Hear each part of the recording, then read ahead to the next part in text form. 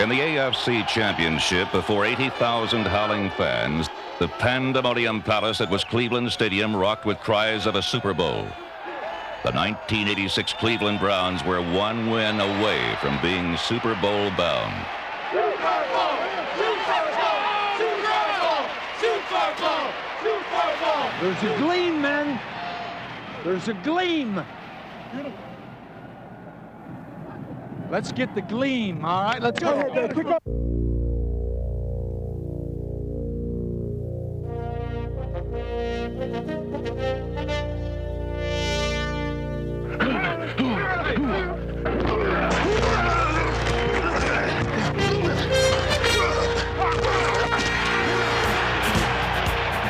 For 4 bruising quarters, the Browns and Broncos waged a titanic defensive battle.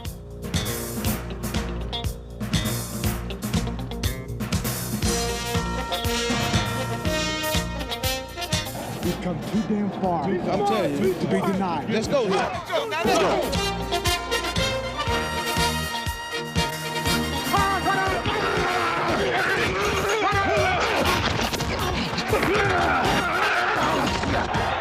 Brennan in motion. Weathers lined up on the right side. Kosar to throw. Swings it out. Fonto has it at the 5. One man to beat. What a move. The end zone for a touchdown. Herman Fonto pulled the trigger.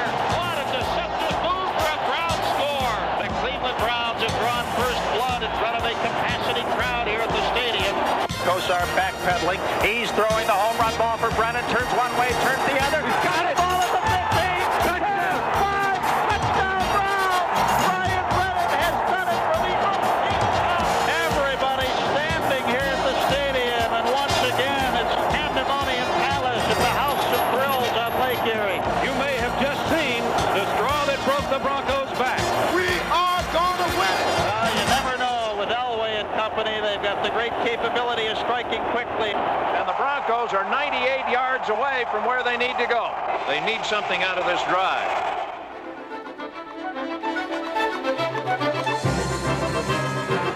Come on, Johnny!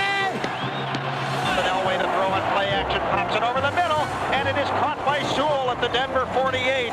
Come on, stick it to him, baby! Stick it to him!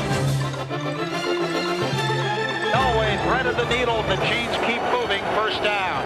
A trip to Pasadena could boil down to this play.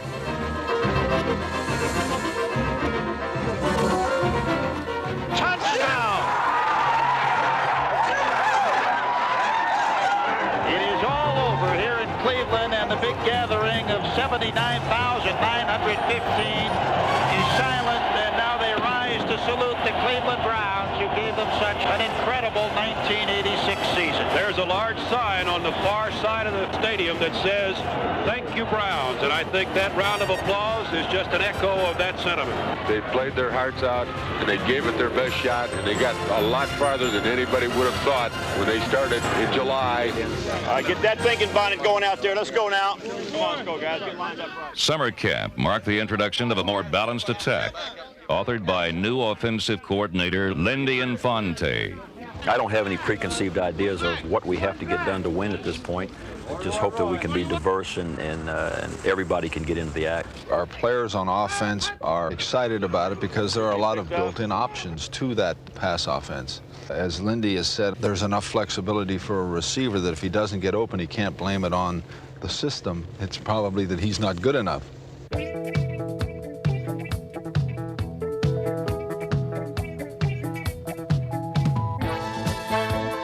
The new system was good enough for a perfect preseason record. At an opening day flurry of points in Chicago that threw a huge scare into the defending champion Bears.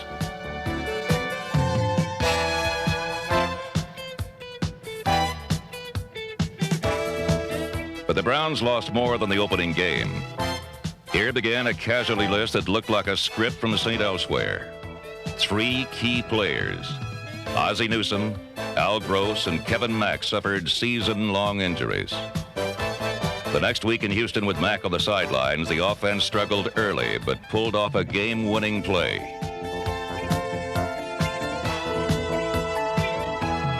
Kosar throwing deep over the middle for Langhorne. He's open. Got the ball. 20, 15, 10, 5. Touchdown Browns. Bernie Kosar with an excellent throw to Reggie Langhorne. He hit him in mid-stride with a perfect deep ball. Against the Oilers, Kosar and company accounted for the team's first victory of the season. Against the Steelers, they got the most welcome, winning in Three River Stadium for the first time in 17 years. The method was the new air attack. The weapons were Bernie Kosar and first-year starting receivers Reggie Langhorne and Webster Slaughter.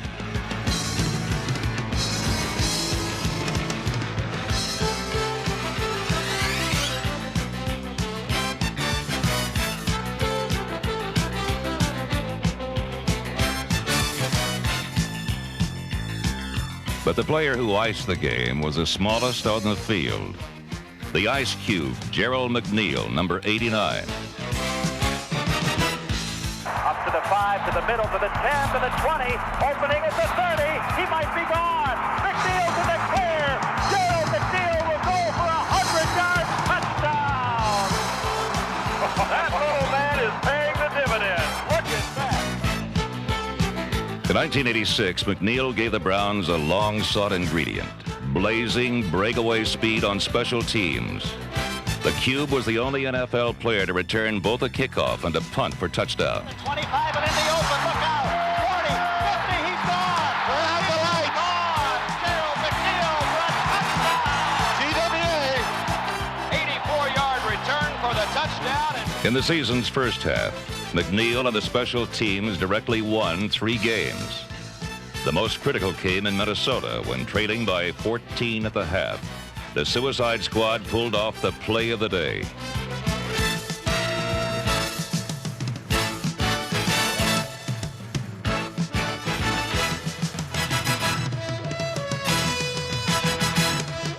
Offensively, Curtis Dickey ran for over 100 yards as Cleveland's 20-point second-half explosion won a game that was called the biggest of the season by Marty Schottenheimer. It emphasized a characteristic of his team, the ability of one element to take up slack for another. While the ground game and special teams defeated the Vikings, defense smothered the Chiefs. In the finest showing in 13 years, KC was limited to only 43 yards rushing, 83 yards passing as the Browns romped on a Sunday afternoon at the lakefront.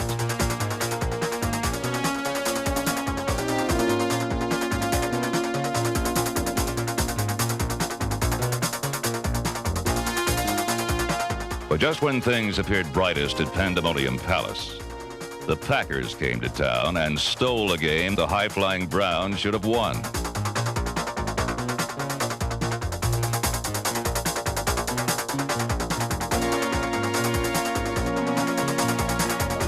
The loss was even more painful because Ernest Biner was lost for the season. His departure combined with Kevin Mack's injuries sabotaged the ground game. But in the season's second half, which began in the Hoosier Dome, the air attack rode to the rescue.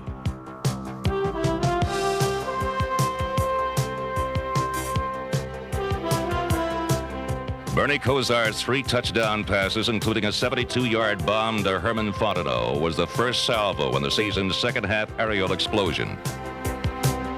1 week later, on a Monday night before a jam-packed crowd and nationwide television audience, Bernie the Kid officially joined the ranks of top NFL quarterbacks.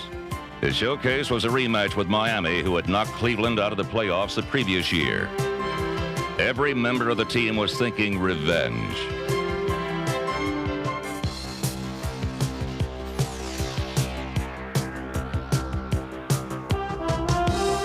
On this November evening, Schottenheimer turned his young quarterback loose for the first time in his brief pro career.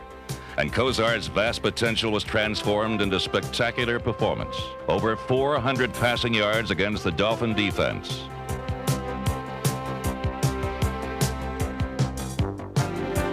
Victory and revenge was easily the Browns. Holden in for blocking purposes. Kosar turns, hands off to Holt on an end around. Holt at the 15, at the 10. Touchdown Browns! How about that? Cleveland fans had seen Kosar outduel Dan Marino, and the idea began to form that anything was possible for this 1986 Browns team.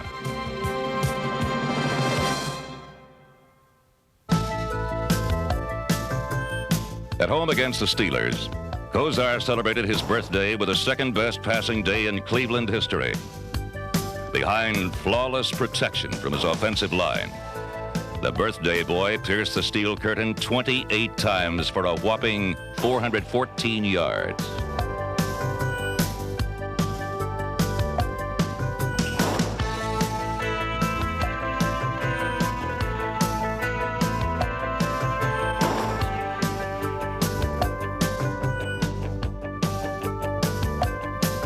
Consistently calling audibles to beat the blitz, Kosar spread passes to 9 different receivers as the attack racked up 536 yards, the most ever earned against a Steeler defense. Despite the onslaught, at the end of 4 quarters, the game was tied at 31 and plunged into sudden death. All right, those of you with heart pacemakers, get the batteries recharged right now. Cardiac kids are back. Kosar wants to throw, pumping once, now throwing long down the left side. Slaughter has it, he's going in for a touchdown! The first of the game! 36-yard touchdown pass, and Bernie's got his 400 yards plus. Oh, my! You want to see what Bernie Kosar is going to do for the Browns? You just saw it. And the Browns are going absolutely berserk in the end zone. Oh, this crowd can't get enough of it. The pandemonium was well placed. For the first time in 17 years, the Browns swept the season series from their arch rivals. The team was now 8-4, and division rival Houston was next on the agenda. Hey, man. Do it our way, one play at a time. Let's go.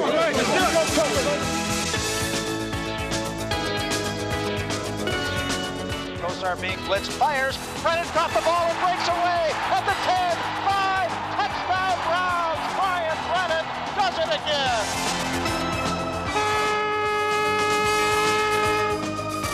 But Brian Brennan's touchdown was the only one Cleveland scored all day. And for the second straight week, the final gun signals sudden death. We've been here before. There's a first period, a second period, a third period, a fourth period. This is the Browns period. Let's go. In overtime, Frank Minifield was the star, twice stopping drives with interceptions. His pair in sudden death were a league first and just 2 of 6 thefts by the Browns defense.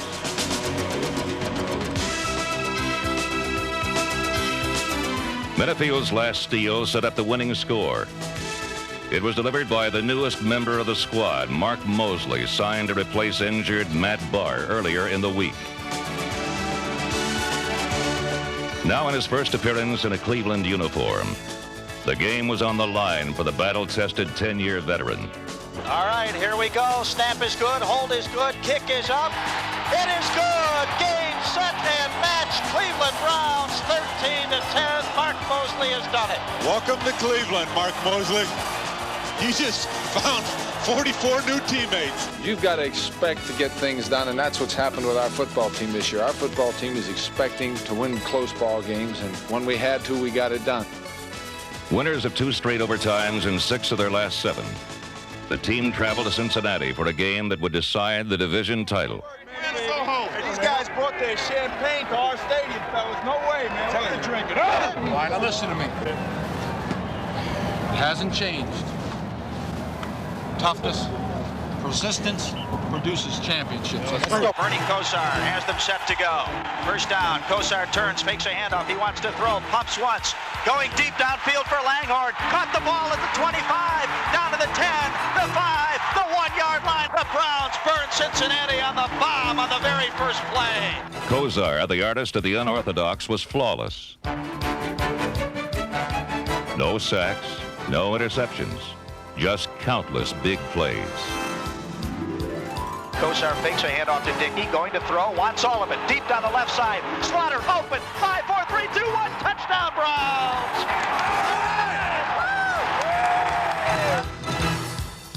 But as good as Bernie and the offense were, the defense matched them, completely devouring the league's top-rated attack and holding the Bengals to a harmless 3 points.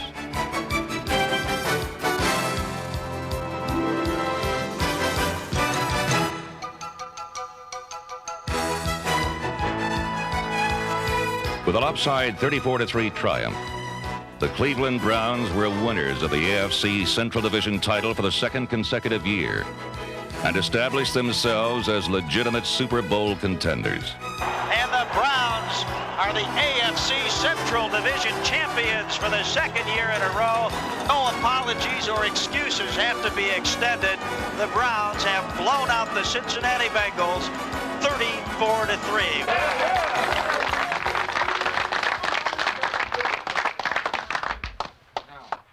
Your performance today proves one thing. Talent may win games, but teams win championships.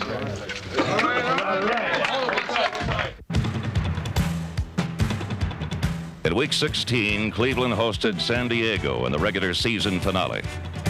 In some ways, this was the team's most impressive game, for despite having won their division and clinched home field advantage, they went out and simply dismantled an improving Chargers team. This was the attack operating at its peak as Cleveland won its 12th, best in its history, best in the entire AFC. Here's a handoff to Fontenot, and he wants to throw. Fontenot going for Webster. Slaughter, he's wide open at the 5. Touchdown, Browns! What a great play.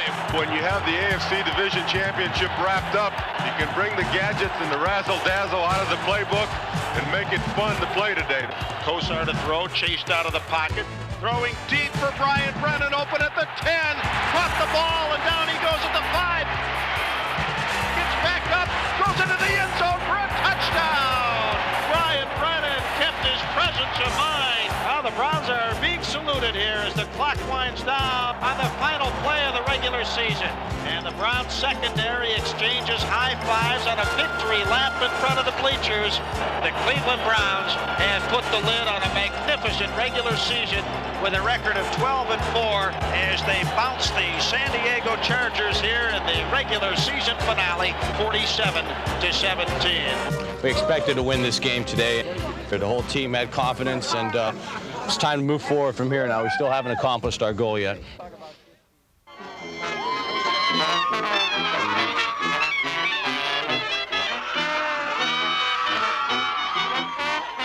It's the Browns against the Jets here at Cleveland Stadium. All right, Rex. All right, baby. Cleveland with a lot of momentum after the regular season, having won their last 5 games and 7 of their last 8, primarily through the offensive heroics of Bernie Kosar. Hang on, folks. Fasten your seatbelts. We could have a shootout here on the lakefront.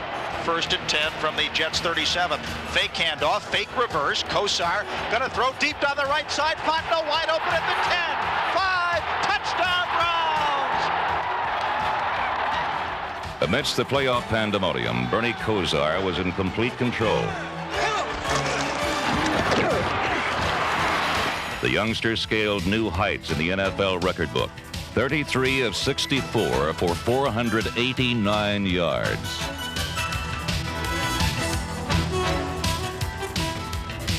Against the Jets, Kosar and company shared the spotlight with a ferocious pass rush that tied a league record with 9 sacks.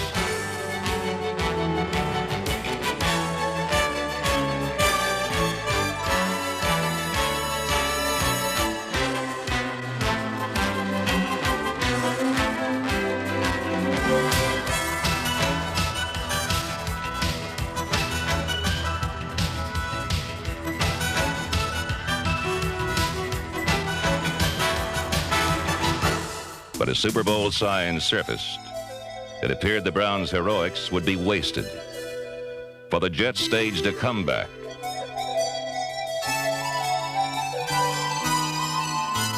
McNeil finds some room. McNeil still on his feet to the 20, 15, 10, 5, and touchdown! The Jets are going to win this football game. The Jets are going to the AFC Championship. Well, the fat lady hasn't sung yet, but you can believe she's in the wings warming up the pipes. Browns have to score on this drive.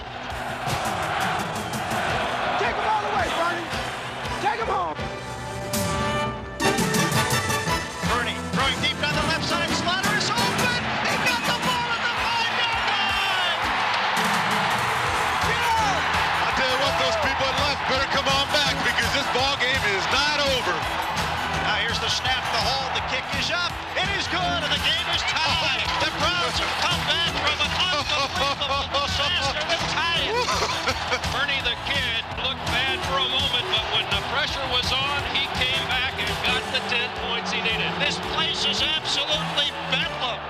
stadium has gone berserk. But the best was yet to come in Pandemonium Palace. Hey, we've been here before. You remember? We've been here before, not once, but twice. Now, third time's a charm for us. Hey, one play at a time. Here we go, here we go.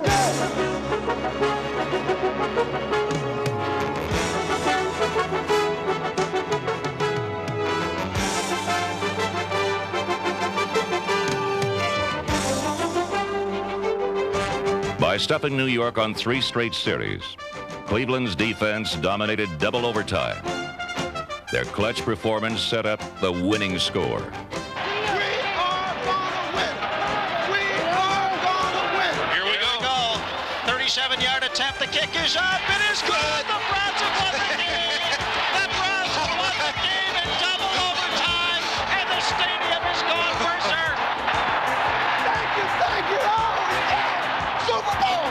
Super Bowl. A young quarterback today threw for 489 yards to bring his team back in the final 3 minutes of regulation play, and the Browns will play for the AFC Championship, folks. At 4 a.m. on a cold night in January, the Cleveland Browns deplaned from Denver fresh from a harrowing flight and painful defeat in the AFC Championship game. The frustrating loss didn't dampen the spirit of over 400 frozen fans who braved both the elements and early morning hours in tribute to their local heroes. We'll be back. I think they're great. They lost, but hey, they did good. They're still our Browns. They played a hell of a game. They came back, almost had it. Next year. This heartwarming show of support typified the relationship between the town and this team. Amidst the many banners waving at Hopkins Airport, one particular sign seemed to sum up the season for the 1987 Browns.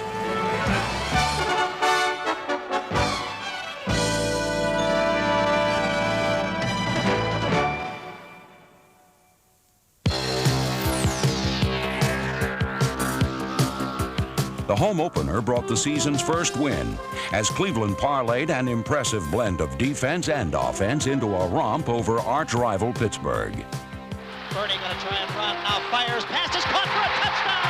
Gerald McNeil. All right, Ice Cube. The key to victory was a new look on defense, the Browns' version of the Bears' 46. It controlled the game. The Steelers, held to just 29 yards in the second half, suffered 4 sacks and 6 interceptions, 3 coming on consecutive possessions. Hodge, Malone back under pressure, pops it out over the middle, intercepted by Matthews. He may go for a touchdown.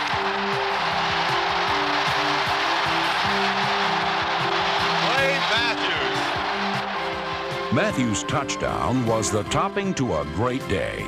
A successful debut for the Bear defense, and the Steelers' 6th straight loss in Cleveland, 34-10. 80,000 fans screamed for more. What they got was one of the strangest chapters in the 38-year history of the franchise: replacement football.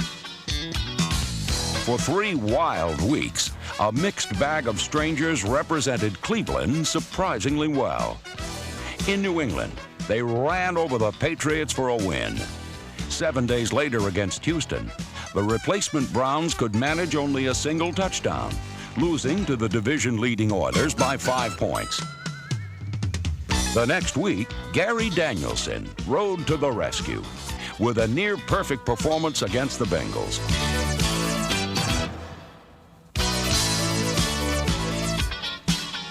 Sparked by 4 Danielson touchdown tosses, the offense exploded for over 400 yards. The commanding 34-0 shutout of Cincinnati marked the end of the strike, but not the effect of the replacement players, who had earned respect in a difficult situation with their hard play. Though their dream had ended, the players exited the NFL with heads held high.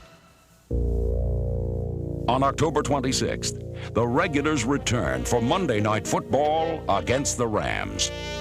Having already had one Monday night game canceled during the strike, the Browns weren't about to lose in front of a nationwide audience. Firing deep down the middle, Brennan wide open at the 20, 15, 10, 5, 4, 3, 2, 1, touchdown!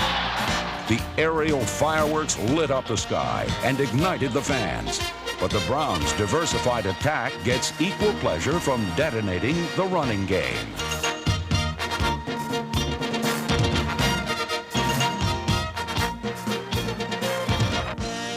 The Browns' top-ranked dog defense unleashed pyrotechnics of its own. Safety Felix Wright, number 22, showed the entire country what he could do with interceptions of 40 and 68 yards.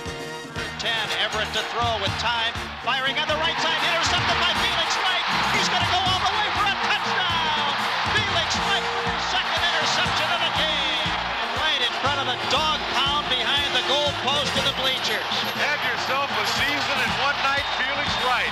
Felix has been everywhere tonight. The Browns celebrated a return to normalcy with a convincing defeat of the Rams and were tied for first place in the AFC Central Division. The Falcons were the next victim, cut down by number 34, Kevin Mack's lethal block, and Ernest Biner's 3 touchdowns.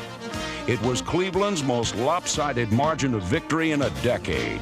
Next up, the Bills. Kosar backpedaling, 5-step drop, pops it over the middle to Slaughter, loose at the 40, he is gone for a touchdown! That play took about 2 seconds. With 346 yards and 2 touchdowns, Kosar had outdueled Kelly in a reunion of ex-college teammates. The win gave the Browns a 6-3 record and set up a showdown for first in Houston. Right from the very first series, the confident Browns burst the Oilers' balloon. All afternoon, Cleveland won the trench wars as Marty Schottenheimer's top-ranked defensive unit forced Warren Moon into his worst game of the year.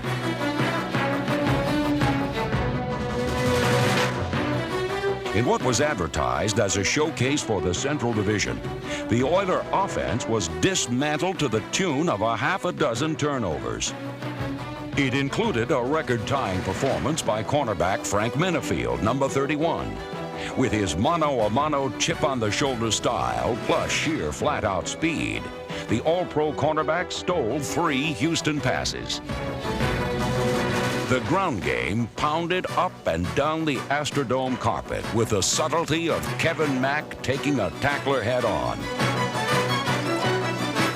Offensive line is doing a super job. Kosar turns, fakes a handoff, gives it to the second man through. Viner with a big opening. 5, 4, 3, 2, 1, touchdown!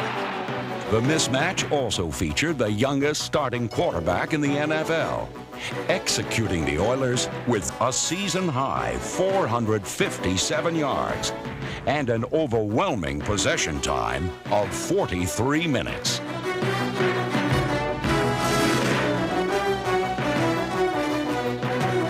The walloping of Houston gave Cleveland a 7-3 record and sole possession of first place. To grab the title, the Browns would now have to win their final 3 games. Led by their kid quarterback, they were right on target.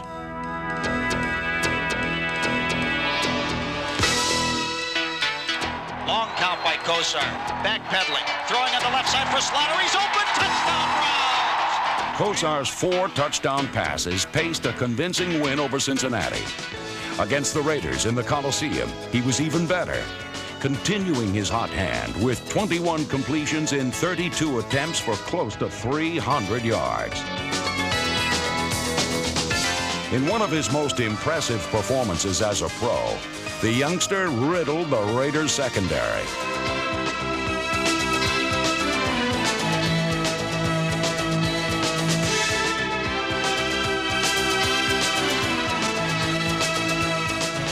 Kosar back in the pocket. Bernie firing on the left side. Slaughter has a touchdown.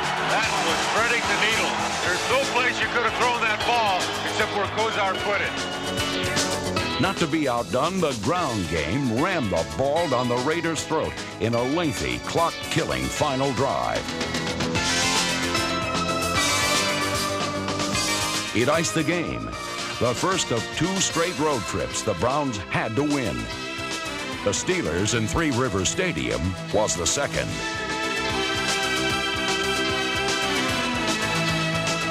For the second straight week, Cleveland's running attack controlled the tempo of the game.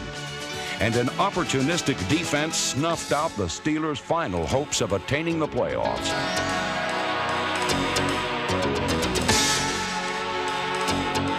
Cleveland outthought, and outplayed Pittsburgh for its third successive Central Division championship. Ding dong, the jinx is definitely gone. The gun sounds, and the Browns have done it again for the third consecutive year. They are the AFC Central Division champions. No backing in for Cleveland in 1987. They have earned it. We knew we'd have to go and work for it. We knew that nothing would be given to us, and we expected to have a fight towards the end, and I think it helped prepare us for the playoffs by having to face the pressure, really, of a stretch drive. Here we go, Brownies! Here we go! Woo, woo. Here we go, Brownies! Here we go! Woo, woo. Here we go, Brownies! Here we go! Their excitement is contagious, and it rubs off on us. When you're in the middle of a game and you hear the crowd start to rev up and roar and start barking, it really gets your adrenaline flowing, and it makes it that much easier to be successful on the next play.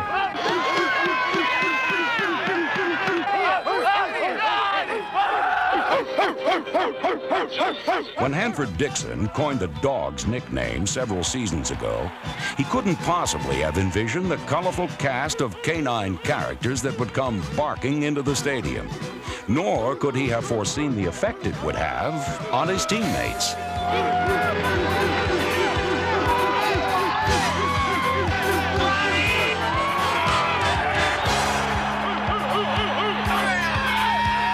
Whatever your opinion of these wacky dog lovers, the harmony that exists between the Browns and their fans of all pedigrees is real.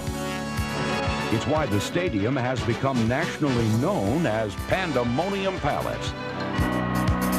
This partnership had a genuinely positive impact on the team winning its division and gaining the NFL playoffs. It's playoff football once again here at Cleveland Stadium as the Browns revisit Pandemonium Palace for the third consecutive year in the AFC playoffs. Today, the Browns hope to take the first step toward that elusive Super Bowl championship for themselves when they take on the Indianapolis Colts. And we have a heat wave here at the stadium today. It is a robust 19 degrees at the kickoff with a wind chill factor of about 5. The Browns must stop Eric Dickerson today. That is their big mission on defense. Offensively, can Bernie Kosar weave his magic once again? For Kosar, the Browns the last couple of years have been a magic carpet ride. The mission to reach the Super Bowl, step one comes today. Right from the start, the Colts alerted the Browns they were in for a battle.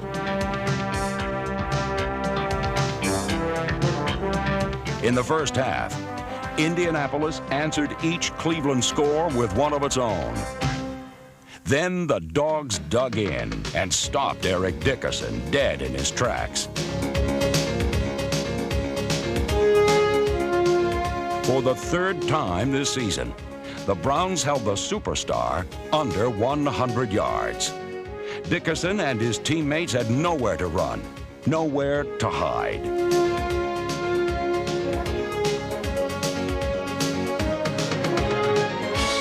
The game turned on a defensive play in the third quarter when a blitzing Eddie Johnson forced a rainbow that was pulled in by Felix Wright.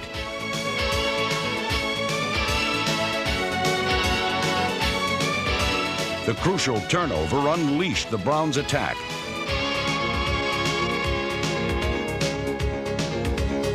Bernie Kosar, enjoying perfect protection, sprayed the ball to 9 different receivers.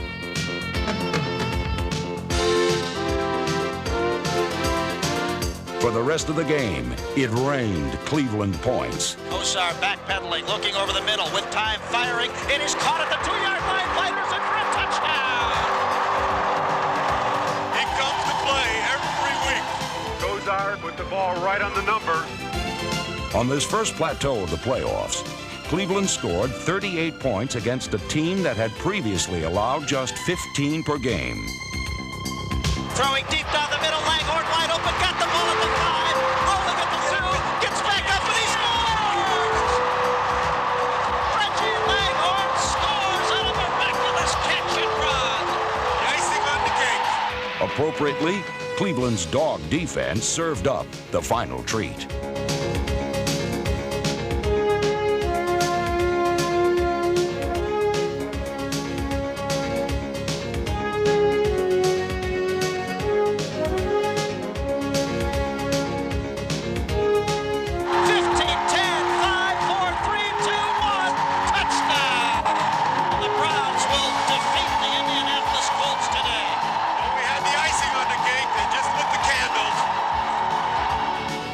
The 1987 Browns were now only one win away from the Super Bowl.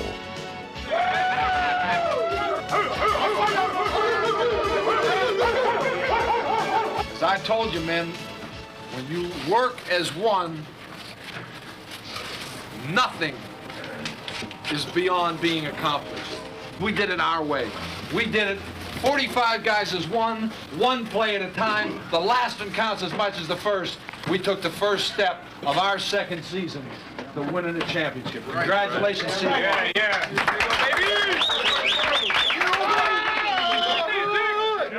We're 4 quarters away from the Super Bowl, and Denver stopped us last year. We'll be prepared to do whatever it takes to get to that final step. From Mile High Stadium in Denver, Colorado, it's the rematch the Browns have long awaited.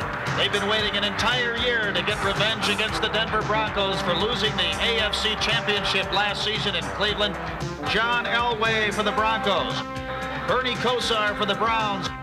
Now the time is here. The Browns against the Broncos for the right to go to the Super Bowl. One play at a time, 60 minutes. Our football team. Let's go. Kosar backpedal. Firing. Caught by Slaughter over the middle. It's popped loose and intercepted by the Broncos. And Elway Drills the pass. Fingertip catch. Touchdown. Ricky the tail back in the end zone. All week long, Schottenheimer stressed to his team they couldn't afford turnovers and still win.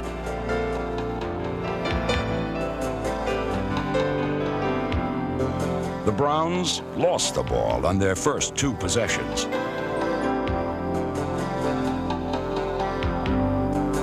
After each era, the Broncos scored. You guys are coming apart! This has really been Murphy's Law time for the Browns. Whatever can go wrong will go wrong and has gone wrong. And the Browns have greased the skids with lots of mistakes on their own behalf. Cleveland had dug a huge hole, but refused to be buried. Bernie Kosar audibilizing at the line of scrimmage. Kosar takes the snap and backpedals, being blitzed. Firing over the middle. Langhorne has it for a touchdown. The Browns beat the blitz, and they are still alive here in Denver. We on our way, baby. We on our way. Here's Elway retreating to the 9-yard line. In trouble. Dancing around. Breaks free. Back at the 5. Firing. It is caught by Jackson at the 25. Breaks a tackle. Gets a first down at the 35, 40, 45, 50. He's gone for a touchdown.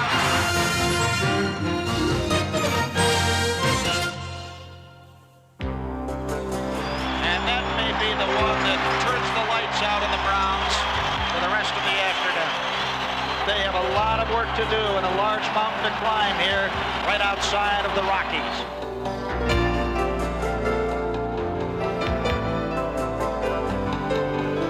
It was time for the team to quit beating itself.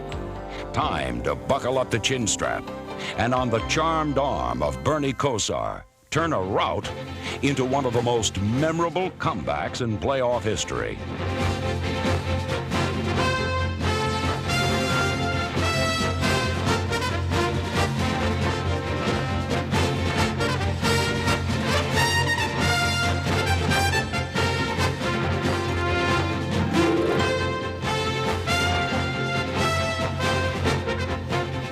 It for Biner, who got it at 15, 10, 5, touchdown Browns! Biner sneaks across the goal line, and the Browns are alive and kicking in Denver. Ernest Biner's playoff numbers are mind-boggling. In 2 playoff games, that is Ernest Biner's 6th touchdown. He comes to play. Kosar goes with a long count, firing over the middle. Biner has it at the 45, breaks away at the 50, into Broncos territory. A perfect over-the-shoulder catch by Ernest Spiner. The perfect touch on the football by Bernie Kosar. He put that ball just outside of Ernest Spiner where he could put his hands out and catch it. Big, big third down play. 53 yards, and suddenly I hear some whooping in the stands. Due to Biner's insurmountable will and Bernie's unstoppable touch, the Browns were poised to tie the game. Bernie's back to throw, fires, touchdown, Slaughter. On a slant in, the Browns are within a point of equalizing matters. We got one going now. In the mile-high atmosphere, we're a little bit short on breath. The Browns have struggled back into an even-Steven football game. They think we can't play? Hey, but this is our game, baby. We take it to it right now. One more time. One more time. Right now. Right now. Don't wait. With 3:53 remaining, the Browns took the field for their final drive. One last try amidst the crescendo of drama of this amazing championship game. They must go 76 yards to equalize things, and they have 3 minutes and 53 seconds to do it. When you win a national championship at the age of 19, you don't fear anything.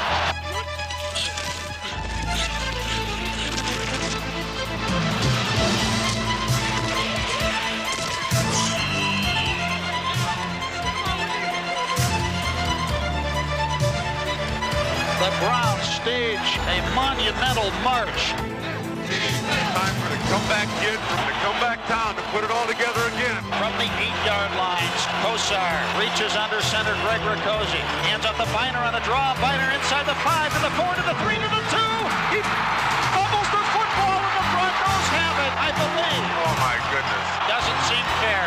Let's wait and see when they unstack. There's a big pileup and Denver has it at the 2-yard line. Ernest Spiner has played his heart out to have that happen. Unbelievable. No apologies or excuses have to be extended. He was so close to getting in for a touchdown, and there can be no consoling Ernest Spiner right now. Perhaps it just wasn't meant to be. It was a game that left you breathless, a game that broke your heart. For the second straight season, Cleveland fell short in the championship game. This time, a scant 3 steps from their goal. I think that it's going to bring us back even stronger. I don't have any question in my mind that this is going to continue to galvanize our football team and put us in a position we're going to continue to improve and be a better football team in the coming seasons. If anything, it just created an appetite for what lies after that, which is a Super Bowl. And having made that, I know personally I won't be satisfied until we get to the Super Bowl and win it. Whatever it takes and whatever we have to do, in our mind, the ultimate goal is to win the Super Bowl. It's not to be in the championship game. It's not to be in the playoffs. It's not to play in the Super Bowl. It's not to be all pro. It's to win the championship.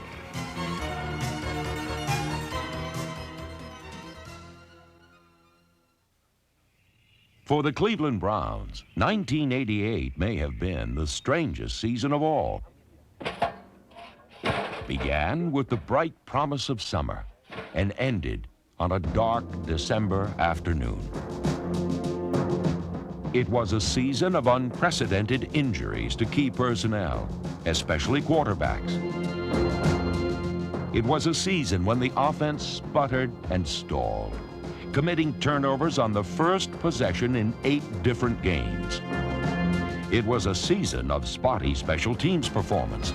5 kicks were blocked, 2 of them led directly to defeat.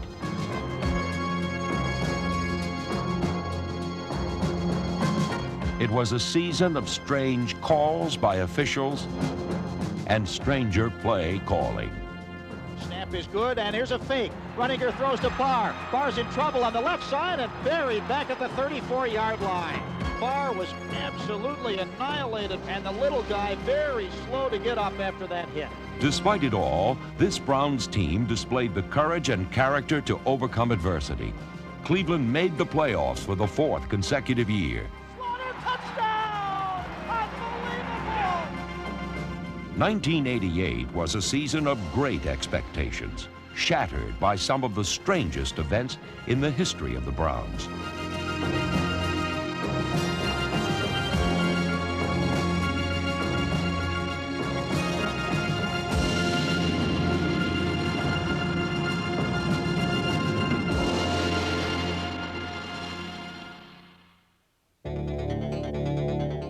season began in Kansas City. Right from the start, there were signs this wasn't to be the Browns' year. Blitzed and hit, the ball pops loose. Bernie's very slow to get up. Bernie Kosar got wrapped pretty good on that strong safety blitz. I can tell you this, Doug, he is in pain. He is in agony. Just 16 minutes into the new season, Kosar had literally become an armchair quarterback. But the defense took control.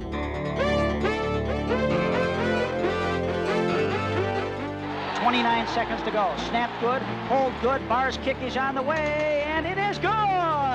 Matt Barr was labeled as soon as he kicked the football, and he is injured at the... The opening win exacted a high price. 6 key players, 5 of them Pro Bowlers, were hurt. The next week, with Kosar sidelined, Gary Danielson started the game. Incredibly, the quarterback carnage continued as the Jets, employing changing fronts and blitzing cornerbacks, knocked Danielson out of the game.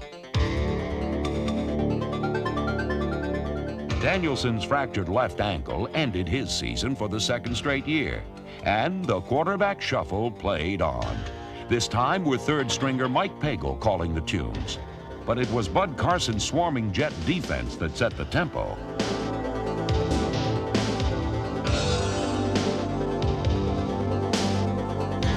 In the home opener, Bud Carson and company danced away with an upset victory. The Browns had now failed to score a touchdown in their first 2 games. Against the Colts on Monday night, Mike Pagel finally got them into the end zone. Out on the left, Pagel to throw, with time, firing, end zone, Ozzie, touchdown! Ozzie Newsome with a diving catch. Good throw by Mike Pagel.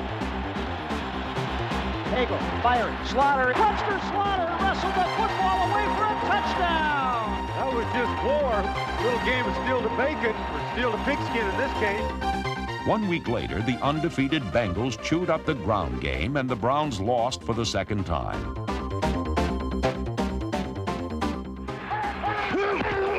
But the defense continued to stand out.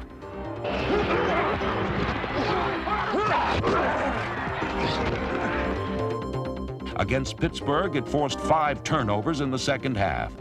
Intercepted by Brian Washington at the 30. And didn't permit a touchdown for the 3rd time in 5 games. 35, 30 in the 20. Washington to the 15, to the 10. He's going to score! From Cleveland Stadium, it's the Seattle Seahawks against the Cleveland Browns in what could very well be a pivotal game in the Browns' fortunes in the 1988 campaign. Right now, it's time to take a step forward. Let's get a hat on him every play. Let's get this thing started. We got to put something together back to back. We can close the coffin on these suckers right now, okay? Get your man. That's all we got to do. Do your job. On 3. 1, 2, 3, go. Come on, dude. Big play, big play.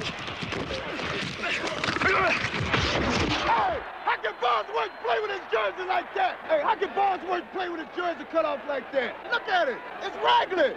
What I'm doing is this. As soon as I see him do this, I'm gone. Boom. So I'm going to try to catch him in the backfield. Defense prevailed, but the game turned on a kicker's nightmare, the double thud. Pagel puts it down. Matt Barr's field goal try is blocked. Taken by Moore. Moore starts running up the left side of the ball. Gets away. He might go all the way for a touchdown. Number 10, Mike Pagel, whose quarterbacking kept his team in contention, tried it with his tackling. It cost the Browns their 3rd quarterback in 6 games. Got a sprain of the AC joint there. Right. You do that, you feel it now?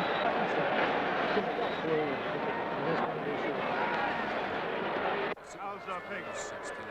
Pretty short. Hate to hear that about it. Yeah. Quarterback. I understand 5 went down today. Huh? I understand 5 quarterbacks went down today. Is that right? Hey, good luck to you. With a cheat sheet rigged to his left wristband, Don Strock became the 4th quarterback in 7 games. The Browns had gone from the youngest to the oldest starter in the league. Strock backs up.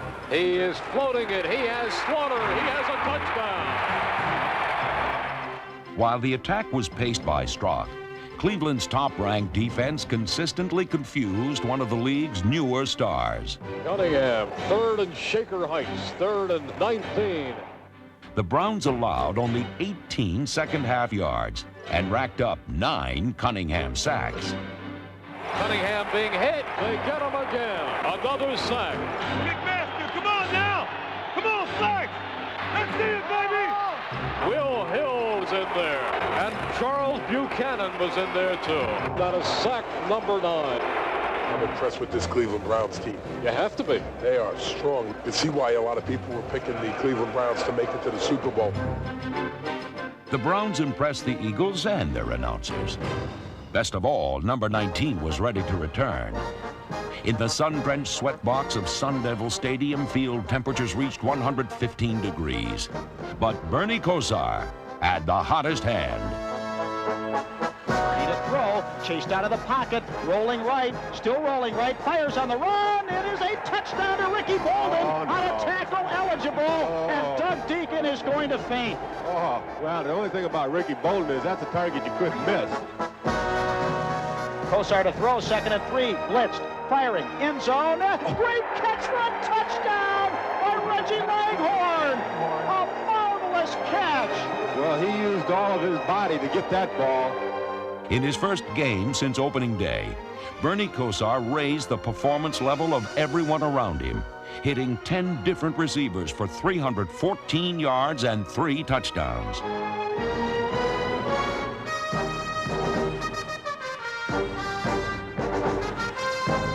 With Kosar's triumphant return, the Browns were back in the playoff hunt. It has a lot to do with Bernie back.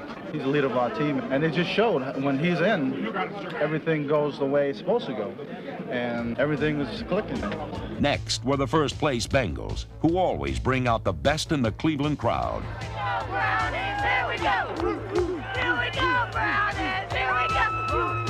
With a dog pound in form, Cincinnati's offense felt like it was facing over 80,000 defenders. Esiason turns to the referee and says, I can't hear, as the dog pound goes to work. And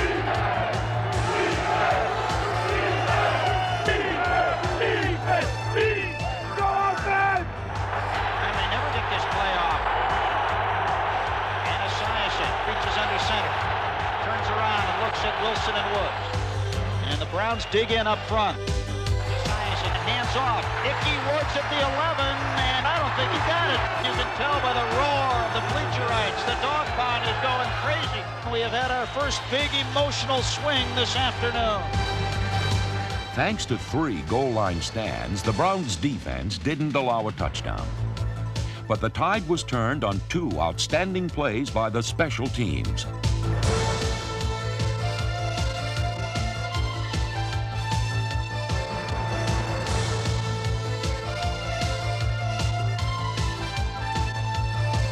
With an 84-yard kickoff return, then a touchdown recovery of a block kick, special teams captain Herman Fontenot had a career afternoon.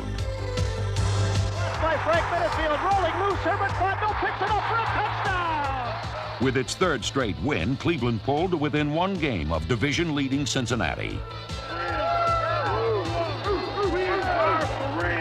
We're on a roll, and all I can say to the teams coming up is look out, because we're back on track, and we're ready to go on to that destiny where we're reaching for, and that's the Super Bowl. Next came the House of Pain, where before a national television audience, a bad center snap cost Cleveland its final chance to win.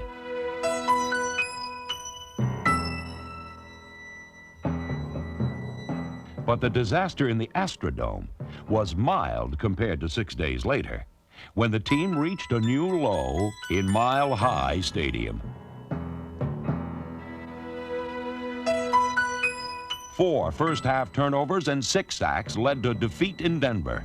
Now, after back-to-back blowouts, Cleveland's postseason playoff picture looked bleak.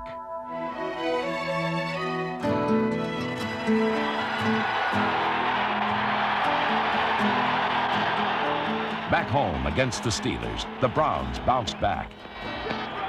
Leg it low, baby, leg it low, leg it low. The catalyst was the longest pass play in 16 years. Goes to the right side, caught by Langhorne, breaks away at the 35, hit at the 40, breaks away again at the 50. The foot race is on.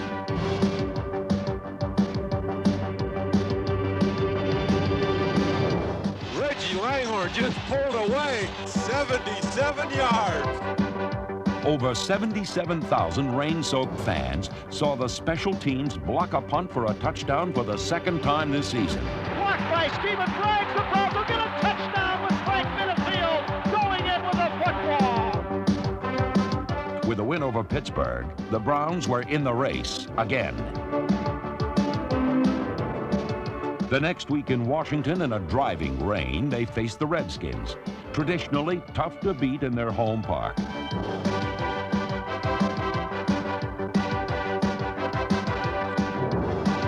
Under tremendous pressure all day, Kosar consistently beat the blitz with short drops and sidearm passes that found Brian Brennan in stride.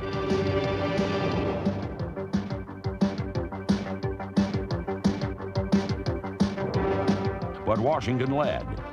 With time running out and hopes for the season fading fast, the Browns crossed up Joe Gibbs with a third down draw from a 4-receiver set.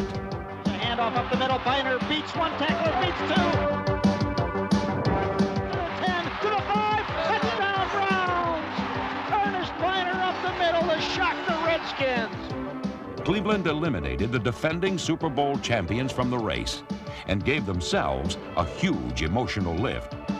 They drew closer to their goal, an invitation to the postseason tournament for the 4th consecutive year.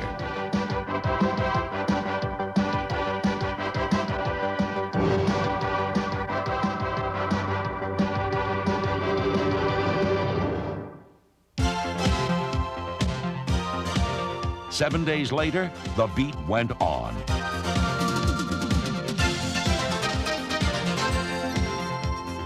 Kosar burned Cowboy blitzes for 3 touchdowns, including a one-handed circus catch by Clarence Weathers.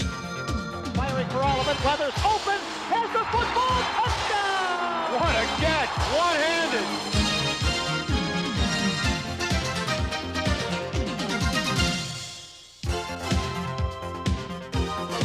The victory brought Cleveland's record to 9-5 and continued their happy habit of winning when it counts the most, in December.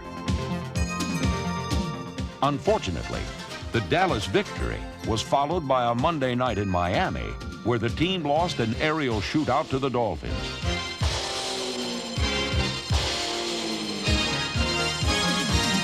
They also lost Kosar for the second and final time.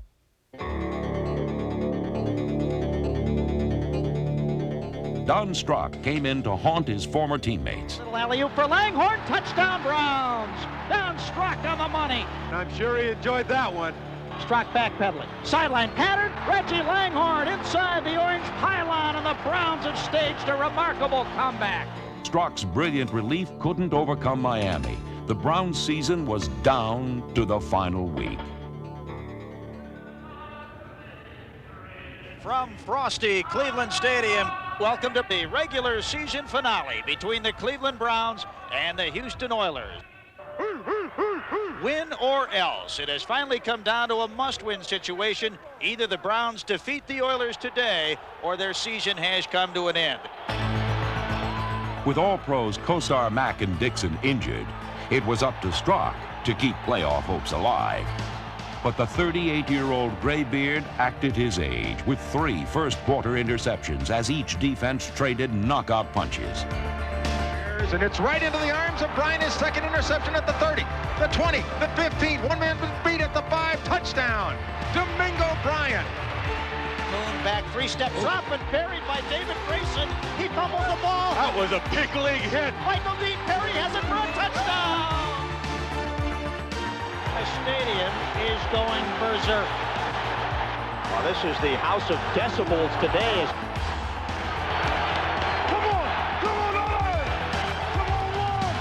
Takes the snap, throws the ball to the end zone, touchdown, Haywood Jeffries. Today they won't be playing any more this season. Down by 16, with snow blanketing the frozen turf, Cleveland faced the fight of its life. Let's go, defense, let's go,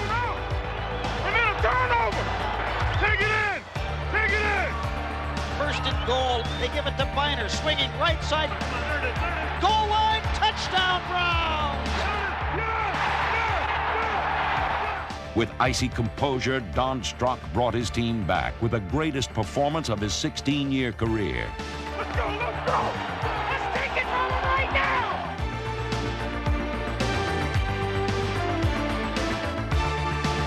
Strock firing over the middle, Slaughter, touchdown! Unbelievable! The Browns are taking the lead.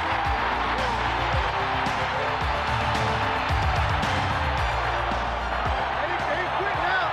They quit now. They got cold. They got cold. They quit. The Browns have staged an incredible comeback from a 23-7 deficit, and they earn the AFC wild card spot and the home field advantage that goes with it. And Jerry Glanville gets to come back to Cleveland next week.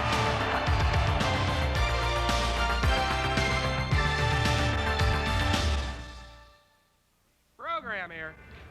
Game day program. See the dogs here. Game day program here. Good afternoon and Merry Christmas, everyone. The Oilers playing the Cleveland Browns here at Municipal Stadium in Cleveland, Ohio. In this, the AFC Wild Card game. It is a cold, rainy afternoon. This is the real house of pain. We'll see today who tells lies and who don't tell lies. I say this is the house of pain. Right here in Cleveland, Ohio. You better believe it. We're on for today. We're on for today. The Browns are ready. We're going to the Super Bowl. Hit the beach on the set. Set. Hit the beach. Strock fumbles the snap. Ball is loose. The Oilers have it at the 16-yard line. Don Strock going out on the first snap of the second quarter with a jammed wrist. This has been the house of rain and the house of pain today for both teams. And here is Mike Pagel, who was just activated 2 days ago in case of an emergency, and the emergency is at hand.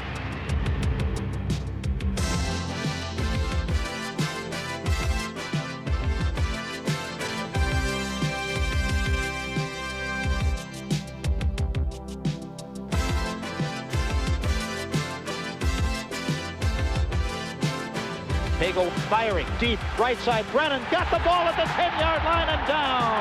And Mike Pagel was on the money. Long game, baby. It's a long game. Keep going. Trying to throw. Now chased out of the pocket. Throws on the run. Tipped and intercepted. It is intercepted by Mark Harper to the 30, to the 25. Tackled at the 22-yard line. Well, there is some justice after all. A third interception of Warren Moon. The defense has spoken.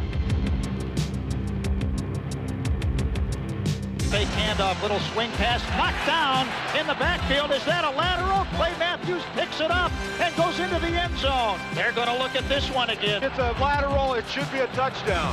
Strange, strange, strange. Despite two controversial calls against them, Cleveland overcame both the officials and the Oilers to take a late third-quarter lead. Go back in the pocket, looking over the middle, firing over the middle. Touchdown, Slaughter! He came wide open on the post pattern. It's deja vu. And the Browns have overcome 8 tons of adversity here to take the lead. But not for long. For the fourth consecutive season, the Browns' defense didn't have it when they needed it most, permitting a lengthy, game-winning drive. It cost Cleveland a playoff game they could have won.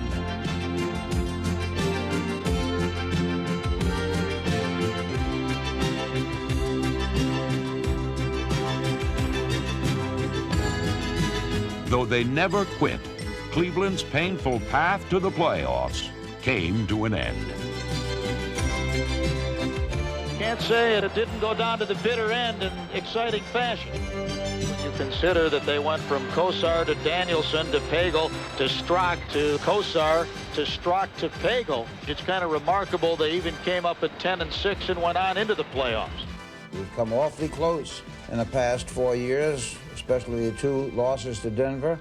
It took a lot of heart out of the organization, but we had the resilience to come and bounce back. We want to make the final hurdle and get over that final hump and go the distance. That's the bottom line as far as I'm concerned, because I know this organization expects that. I don't come in with any illusions about what's expected of me. You've been there. You certainly want to go back. They didn't bring me here for there to be any slide backwards, and the first order of business is to see that there isn't. At the confluence of the Allegheny, Monongahela, and Ohio, in the stadium where he coached the Steel Curtain defense, the Bud Carson era officially began for the Browns. And oh, what a homecoming it was.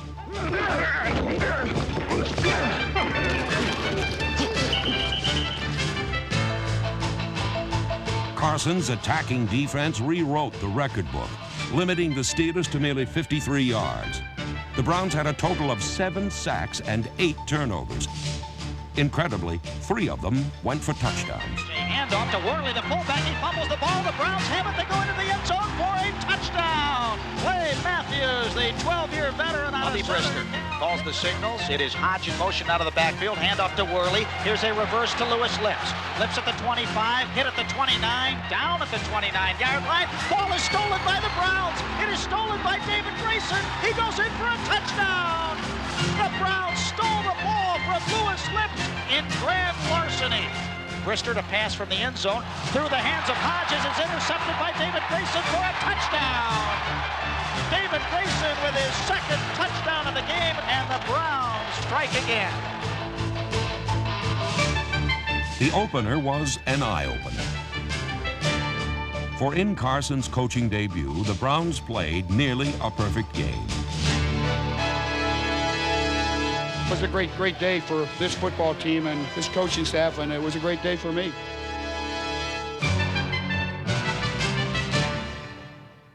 The next Sunday in the home opener, Carson showed the Jets, another team for which he was defensive coordinator, just how defense should be played.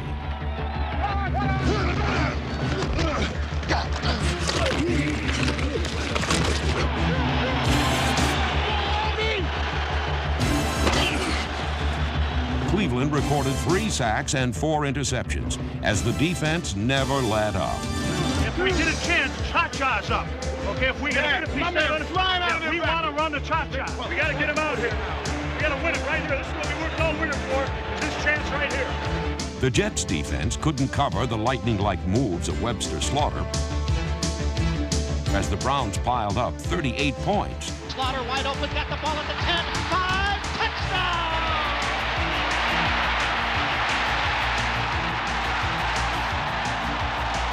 Cleveland fans, in their first in-person look at their team, witnessed an awesome blend of offense and defense, with a dash of depth from the bench for added measure.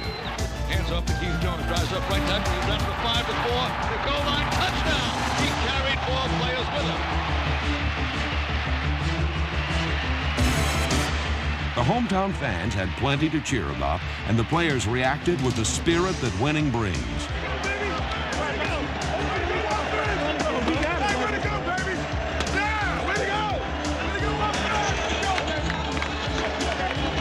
With a perfect 2-0 and both wins at the expense of former teams, things couldn't get any brighter for Cleveland's rookie head coach. Well, this is a really important win. I think this was a little bit special one for him than the one against the Steelers last week. And the guys wanted to come out and they wanted to play well. And most of all, we wanted to win for him, and we did. Going up there. Go ahead, baby.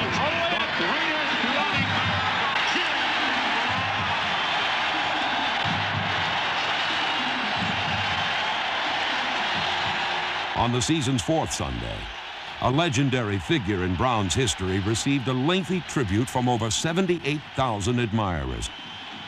But on this day against undefeated Denver, Bud Carson's core of defenders captured center stage. Everybody get the first play. Let's get it, dogs on 3. 1, 2, 3, go!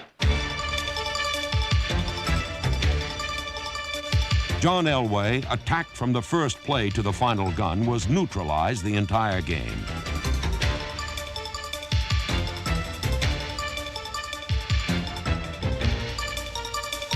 The Broncos' Golden Boy was sacked 4 times and held to a career-low 6 completions. The Cleveland D covered so well, Denver's wide receivers caught only 2 passes all day. Just keep bringing it. Keep bringing it. Everyone will get it if we keep bringing it. Coverage is holding up. We get a good rush. We're in. Don't ease up. We got to have better protection on 3rd down.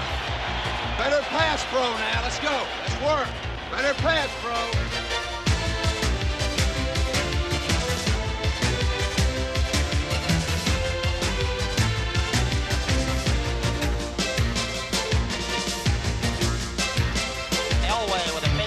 Back to throw. Michael Dean Perry strips the football. It's loose at the 15. The Browns have it at the 15-yard line. Michael Dean Perry took the ball away from John Elway. It's a loss of 12 and a big swing Split on the left side. Kosar looking for Slaughter. Firing end zone. Touchdown Browns. That was a piece of cake. Webster Slaughter had Wyman Henderson turned every which way, including inside out. With the low-scoring game tied at 13. The Broncos were poised to score on the Cleveland 8 with 1:49 left to go. With the specter of an almost certain winning field goal staring them in the face, a blitzing Mike Johnson saved the day. Winder left side in trouble, hit at the 14, fumbles the football. Browns have it. The Browns got the ball at the 16.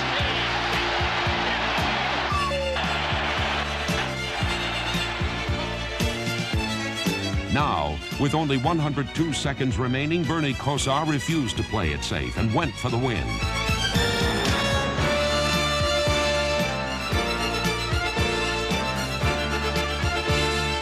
Hitting 5 of 6 passes, he drove his team nearly the length of the field to set up a winning field goal try by Matt Barr as time expired. Oh, snap, the kick is underway. It may have the distance. It is goal! The Browns have finally beaten the Broncos by 1 foot. There was 7 guys at the line of scrimmage blowing when that one took off. Great job by Matt Barr kicking that field goal, and the guys for hanging tough at the end. You know, defense put us in again in a position to come through like that. We kept hoping.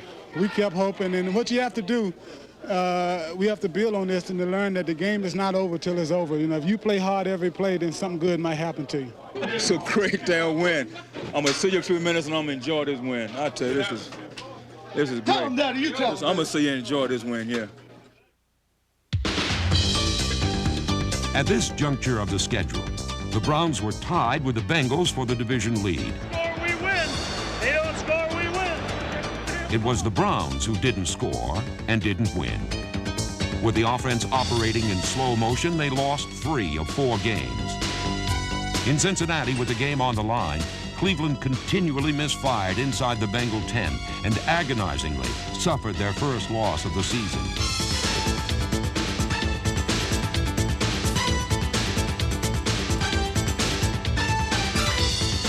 In Week 5, Bernie Kosar returned to the city where he first found fame. The Browns' defense continued to play well, holding Dan Marino and the Dolphins to merely 1 touchdown. But Cleveland could manage only a single touchdown themselves.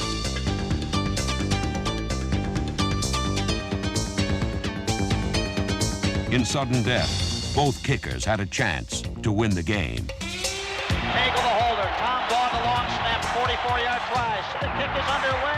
It has the distance. It is no good. It is off to the left. Off to the left. And the Dolphins take over. Stoyanovich, the rookie kicker. Good snap and hold. The kick is on its way. Plenty of distance. And the game is over. Stoyanovich has won it. And Miami beats the Cleveland Browns in overtime here in Joe Robbie Stadium. 13-10. 7 days later, matters got even worse. The Browns entered the game with a league-low 4 turnovers, but coughed it up to the Steelers 7 times. At the 45-yard line to the 44. Pittsburgh gained revenge for the opening day massacre, and the reeling Browns, now in 2nd place, fell to 3-3.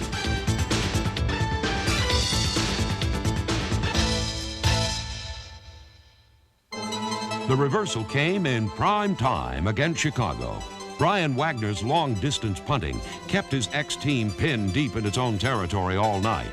Wagner would go on to nail a league-leading 32 punts inside the 20.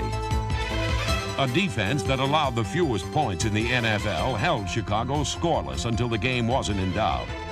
A great fourth quarter goal line stand forced the Bears to relinquish the ball on the Cleveland 3. There, the beleaguered offense delivered the knockout blow. Behind Kosar, who is going to throw on first down. Going deep, left side, Slaughter open, has it at the 40. The foot race is on. Webster Slaughter to the 30, to the 25, spins around, he's going all the way for a touchdown. 98 yards. Check the record book. That may be the longest touchdown pass in Browns history. Cleveland's frenzied fans hadn't seen anything yet. Next came the Oilers, and with first place at stake, the offense simply exploded. High formation for the Browns, and the handoff goes to Metcalf. Here's the flea flicker back to Kosar. Webster Slaughter is wide open. Got the ball at the 40, 30, he's gone.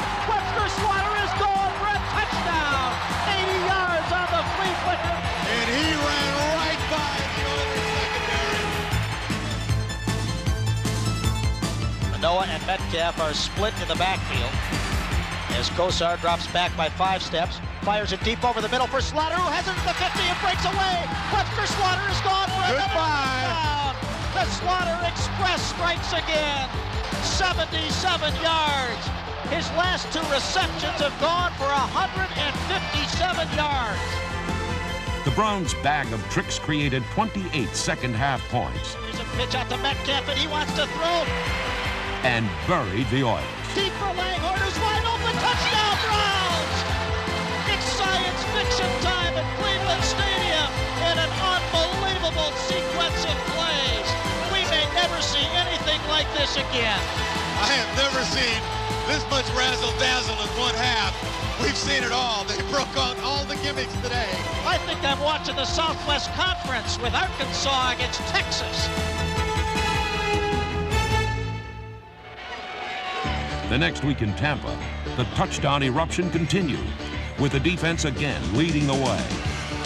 Lars Tate goes in motion out of the backfield and Testaverde to throw. A quick hop over the middle, picked off. It is intercepted for a touchdown by Thane Dash. And the Browns have stumped the Buccaneers, admitting Testaverde.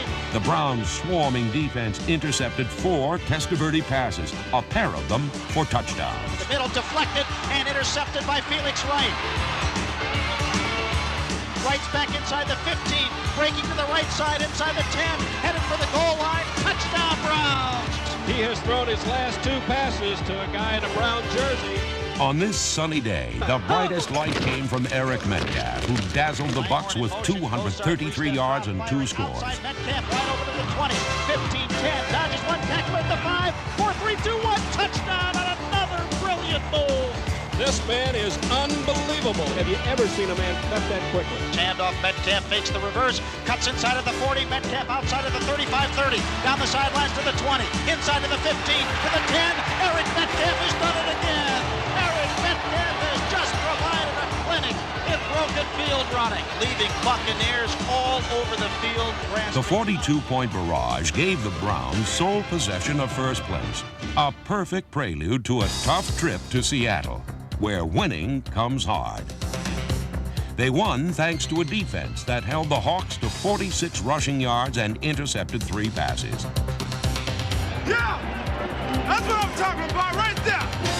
That's what I'm talking about right there, baby! All right, outside! Manoah in the backfield next to Cleveland's attack sputtered for most of the game until Kosar fired high for Lawyer Tillman. Seattle blitzes the house throw, end zone touchdown, Lawyer Tillman. Lawyer Tillman up and over Patrick Hunter for the touchdown, his second in 2 weeks. With 2 consecutive road wins, 4 straight overall, the Browns' record had ballooned to 7-3 atop the division, happy to be the chased instead of the chaser. Now we're in a position where we're in first place by ourselves right now, and we control our own destiny. So if we can get back to the playoffs, you know, in a good position to win a couple ball games, I think this will be our year. In mid-November, a month-long winless streak chilled Cleveland's playoff prospects. Marty Schottenheimer returned to the stadium with his customary ground-oriented attack. But the Browns' gang-tackling defense held Christian Okoye to just 40 yards on 21 carries. It was by far the lowest output of the season for the league's leading rusher.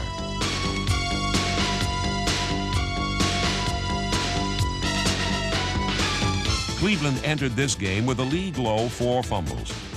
They matched that total in one game. The Chiefs have it, and rolling into the end zone for a touchdown is Neil Smith. With 5 turnovers and 12 penalties, the Browns were lucky to escape with an overtime tie. After 5 bruising quarters, they played again 4 days later on Thanksgiving in Detroit Silverdome. Big play here for the Browns. For the second straight game, they could manage but a single touchdown.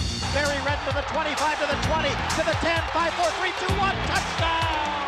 A shocking experience for the Lions. The shock was to the Browns, who lost a game they easily could have won. Showtime, baby! Showtime! Showtime, baby! Showtime, baby! The next Sunday, it was the Bengals who stole the show as the offense continued to self-destruct, turning the ball over 3 times and never once penetrating their opponent's 20-yard line. The 21-0 shutout blew the Browns out of first place and had their followers literally shaking their heads in disbelief. They hadn't seen anything yet. Next came the Colts. Shotgun. Kosar, big blitz, throws over the middle, intercepted. It is intercepted by Mike Pryor into Browns territory. During the 4-game skid, the offense racked up more penalties than points, while the defense was like a pitching staff that's doomed if it allows a run. Cleveland's stretch drive had turned into a swan dive. The hallmark of a playoff team is the character to bounce back from tough times. The '89 Browns played best when conditions were worse. In sub-freezing weather against the Vikings, they began their drive to survive.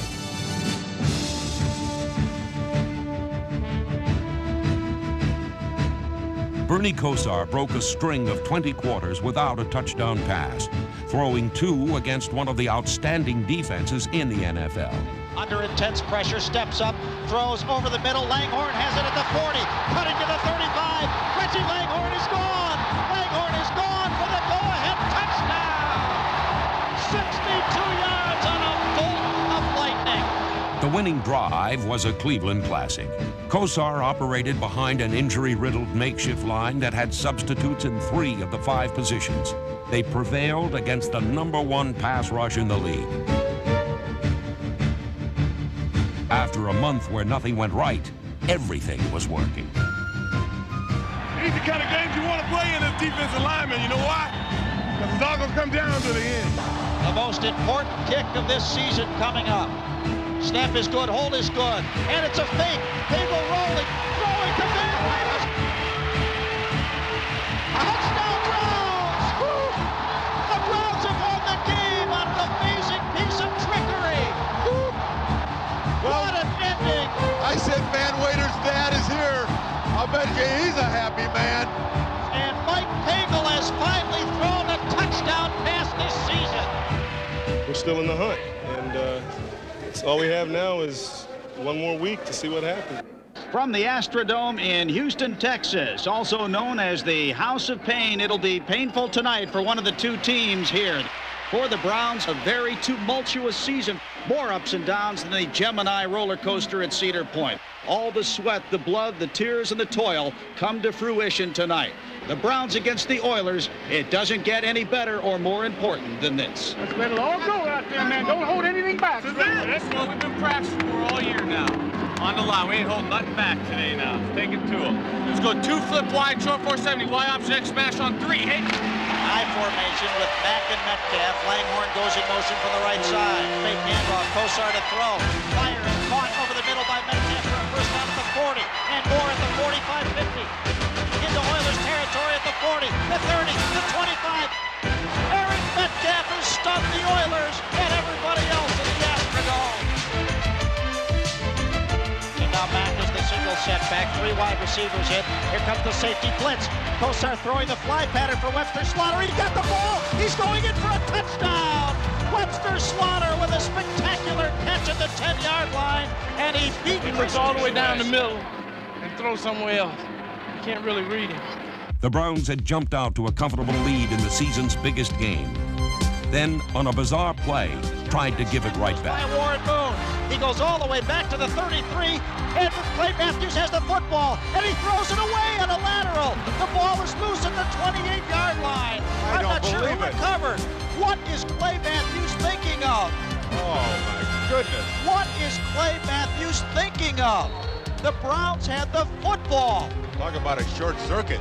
The Browns have to be shocked. Big break for Houston. Moon from the shotgun again. Pinkett standing to his right. He's under all kinds of pressure. Goes for the end zone. Has a man open. Oh, touchdown, Drew Hill. What a call. What a play. What a break for Houston. The Oilers were ahead with the clock and the season running out. It was time for one man to make a difference. Kevin Mack was back.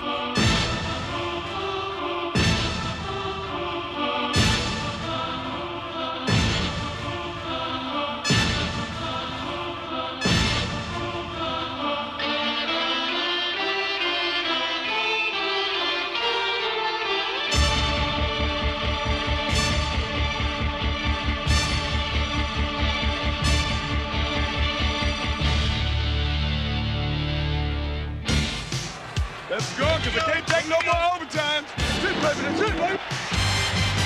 45 seconds to go. First and goal. Hand off Mack to the 2, to the 1. Goal line, touchdown! Kevin Mack scored! The Browns take the lead.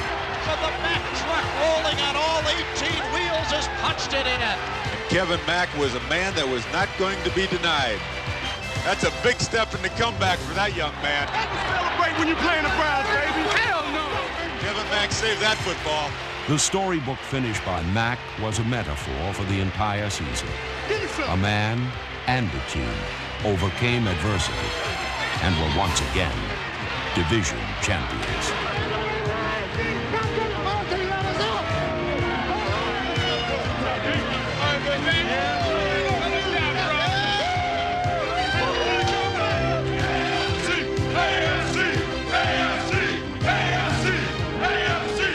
I've never been prouder of anybody in my life, and I know the whole coaching staff feels that way. It's the greatest victory I've ever had.